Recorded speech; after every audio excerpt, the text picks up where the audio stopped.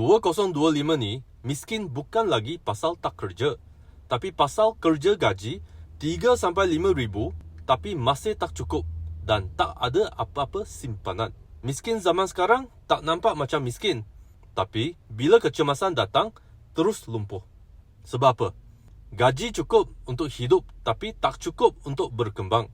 Banyak shopping tapi tak ada pelaburan. Banyak tahu trend tapi tak ada skill menjana income baru.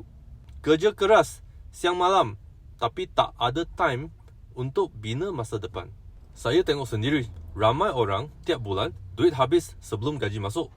Ada kereta, ada iPhone tapi tak ada dana kecemasan. Tak ada simpanan RM1,000 pun. Bila kena buang kerja, terus panik. Bila ada peluang, tak berani keluar comfort zone. Hidup nampak okey, tapi sebenarnya fragile. Kalau you rasa sekarang hidup boleh tahan, tapi tak pernah stabil, itu tanda bahaya. Miskin baru ni senyap-senyap makan masa depan you. Sebab tu, kena mula sedar. Bukan kerja lebih kuat, tapi kerja lebih bijak. Upgrade skill, belajar urus duit, bina side income. Jangan bertangguh lagi, dunia tak akan tunggu kita.